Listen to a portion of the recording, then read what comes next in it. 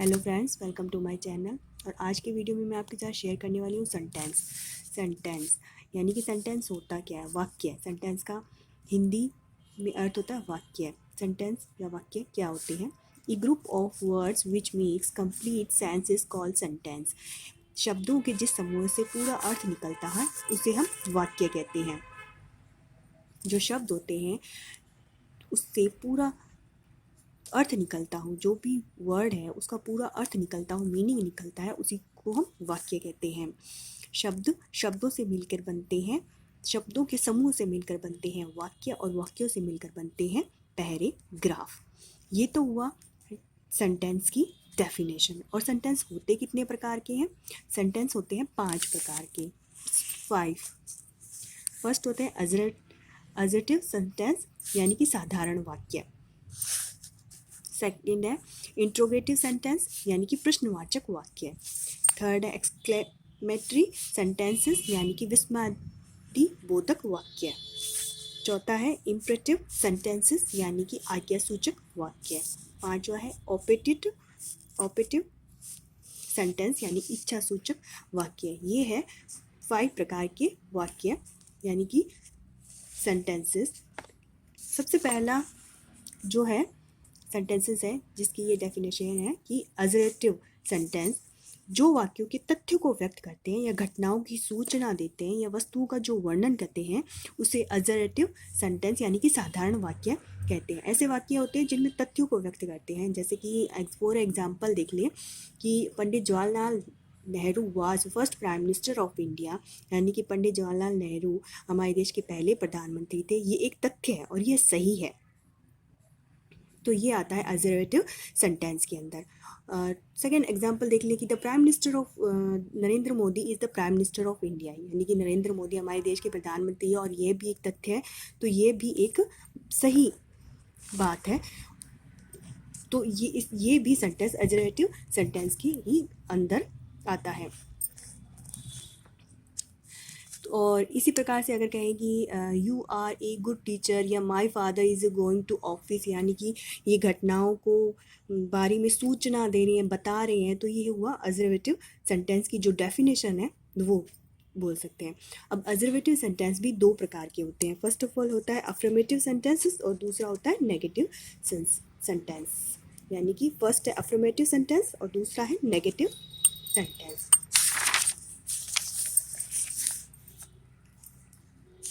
Affirmative sentence में होते हैं ऐसे वाक्य जिसमें भावात्मक सूचना को प्रकट अर्थात किसी बात को स्वीकार किए जाने के भाव हो। अगर कोई भी ऐसा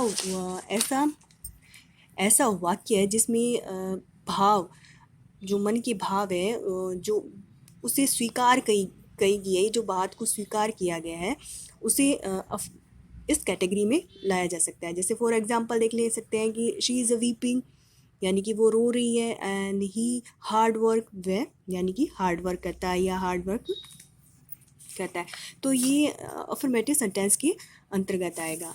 और दूसरा है नेगेटिव सेंटेंसेस, जिस वाक्य में किसी भी बात को निषेध प्रकट हो या नेगेटिविटी उसके नेगेटिव हो तो उसे नेगेटिव सेंटेंस कह सकते हैं। जैसे सकते हैं कि शी इज़ नॉट वीपिंग या शी इज़ नॉट क्राइंग, वो नहीं रो रही है। He does not work hard, यानी कि वो जो भी कार्य है वो मेहनत से नहीं कर रहा है, तो जिसमें नहीं, निषेध, तो ऐसे जो वाक्य होते हैं वो नेगेटिव सेंटेंसेस के अंतर्गत आते हैं।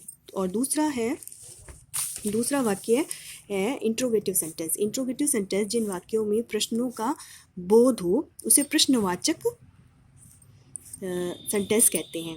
जैसे व्हाट आर यू डूइंग, इसमें ये प्रश्नवाचक है कि आपने किसी से प्रश्न पूछ रहे हो और प्रश्न के थ्रूली जो वाक्य बनाए, तो व्हाट आर यू डूइंग, तो ये जो वाक्य होते हैं वो इंट्रोगेटिव सेंटेंस कहलाते हैं। और इनकी पीछे प्रश्नवाचक, इस तरीके का प्रश्नवाचक चिन्ह जो लगाया जाता है, इन्हें क्वेश्चन मार्क कहते हैं और क्वेश्चन सेंटेंस भी कहा जाता है। तीसरा है एक्सक्लेमेटरी सेंटेंसेस, जिन वाक्यों में जिसमें आश्चर्य, प्रसन्नता, शोक, खेद या मन की जो अचानक भावनाएं होती हैं उन्हें व्यक्त किया जाता है, उन्हें एक्सक्लेमेटरी सेंटेंसेस कहते हैं। जैसे कि कोई मन का जो अचानक से जो चीज़ हुई है और मन का जो भाव प्रकट हो उसे एक्सक्लेमेटरी सेंटेंस कहते हैं। और इनके पीछे सेंटेंस के पीछे एक डंडा होता है, नीचे ऐसे बिंदु लगा के जो इनका इस तरीके का मार्क बनाया जाता है। जैसे व्हाट ए हैप्पी चाइल्ड, अगर हम किसी बच्चे को देखकर वो बहुत खुश हो तो हमारे मन से अचानक से मुंह से ये निकलेगा व्हाट ए, यानी कि खुशी। कोई चीज़ देखें और हम बोले वाओ, तो यानी कि किसी चीज़ को देख कर जो भी मन के भाव है वो अचानक से प्रकट हो, वो जो भी सेंटेंस या वाक्य बनते हैं वो एक्सक्लेमेटरी सेंटेंस के अंतर्गत ही आते हैं। ये है फोर्थ है इम्पेटिटिव सेंटेंस, जिन वाक्यों में किसी आदेश, प्रार्थना, सलाह या उपदेश, मनाही, सुझाव दिए जाते हैं उन्हें इम्पेरेटिव सेंटेंस कहा जाता है। जैसे प्लीज़ सिट हेयर, यहाँ पे बैठ जाओ, लेट हिम गो नाउ, उन्हें जाने दो। किसी भी चीज़ के बारे में, यानी कि किसी को आज्ञा दे रही है, परमिशन दे रही है, तो इस तरीके के जो वाक्य होते हैं, या किसी को उपदेश दे रहे हैं, किसी से प्रार्थना कर रहे हैं, तो जो भी वाक्य होते हैं वो इसी तरीके के सेंटेंसेस के अंतर्गत आते हैं। इन्हें इम्पेरेटिव सेंटेंस को कमांड्स भी कहा जाता है। फिफ्थ है ऑपेटिटिव सेंटेंस, जिन वाक्यों में कामनाएं या आशीष किए जाएं उन्हें इच्छा सूचक वाक्य कहा जाता है। जिन वाक्यों के अंदर कोई कामनाएं या आशीष या ब्लेसिंग जिसे दी जाए, जिस तरीके के जो वाक्य बनते हैं उन्हें ऑपेटिटिव सेंटेंस कहलाते हैं। जैसे may you live long, would that I were a king, या किसी के बारे में अच्छी कामना की गई है या किसी के बारे में अच्छा बोला जाए। अगर जो वाक्य बनते हैं, जो सेंटेंसेस आते हैं, वो ऑपेटिटिव सेंटेंस के अंतर्गत ही आते हैं।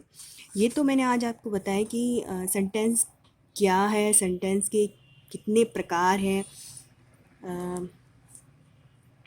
और शायद मैंने जो समझाया अगर आपको समझ में भी आया हो तो आई होप आपको अच्छे से समझ में आया हो। अगला जो पार्ट होगा मैं उसमें बताऊंगी कि जो सेंटेंसेस के भाग होते हैं वो कितने प्रकार के होते हैं, उनके बारे में मैं आपको जो सेंटेंसेस के पार्ट्स होते हैं, उनके बारे में मैं आपको बताऊंगी।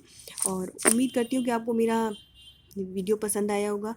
तो मेरे अगर वीडियो पसंद आया तो please share, subscribe and like my channel, and thank you for join me and watching me. Thank you.